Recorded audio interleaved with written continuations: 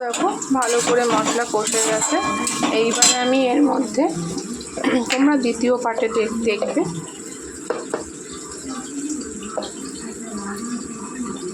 একটু জিরের গুঁড়ো দেবো। পড়েই যাচ্ছে, কতটা গুঁড়ো পড়ে গেল। এক হাতে ক্যামেরা ধরে কাজ করা যায় না। সামান্য লঙ্কার গুঁড়ো দেবো, কারণ ঝাল যাতে না হয়, কালারটা যাতে সুন্দর আসে।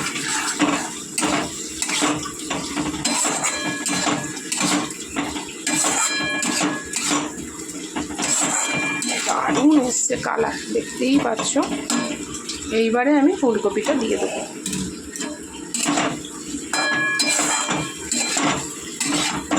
ফুলকপিটা যদি ভাজতাম তাহলে আমি কিন্তু,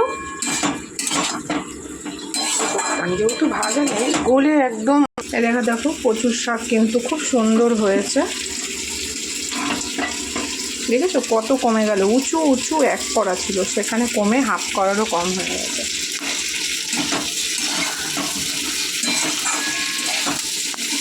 একদম মশলা কষা হয়ে গেছে। এইবারে আমি জল দিয়ে দেবো পরিমাণ মতো।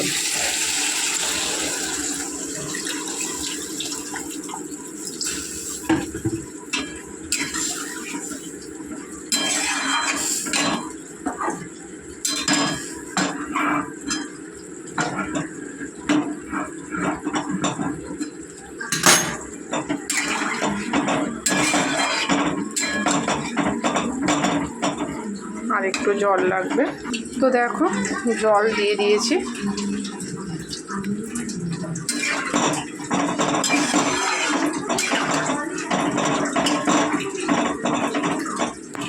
ডিমটা দিয়ে দিলাম। জলটা ফুটলে এই ডিম ভাজাগুলো দিয়ে দেবো। তো বন্ধু, আমার যে কি শরীর খারাপ একমাত্র আমি জানি। তো দেখো তোমাদেরকে একটু দেখাচ্ছি, দেখলে বুঝতে পারবে। দেখো হাতগুলো আমার কেমন ফুলে গেছে, হাতের চুড়িগুলো ঠিক ঘুরছে না, মানে আমার শরীর পুরোই ফুলে গেছে, পা ফুলে গেছে। হ্যাঁ দেখো, তোমাদেরকে দেখাচ্ছি, দেখো পা কেমন আমার ফুলে গেছে, বুঝতেই পারছো।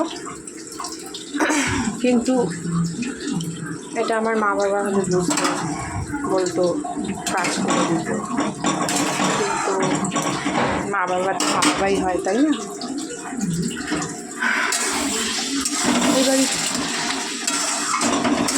কথা হচ্ছে, রোগ হয়েছে, রোগ হলে তো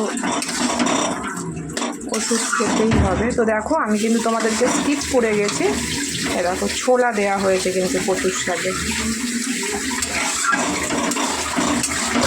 তো এখনও কিন্তু অনেক হবে, দেখতেই পাচ্ছ। জলটা টানতে হবে।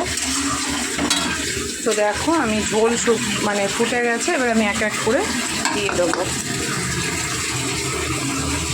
ঠিক আছে, এইভাবে করেছি। একদম ওপরে ডিমের অমলেটটা একদম পড়ে গেছে।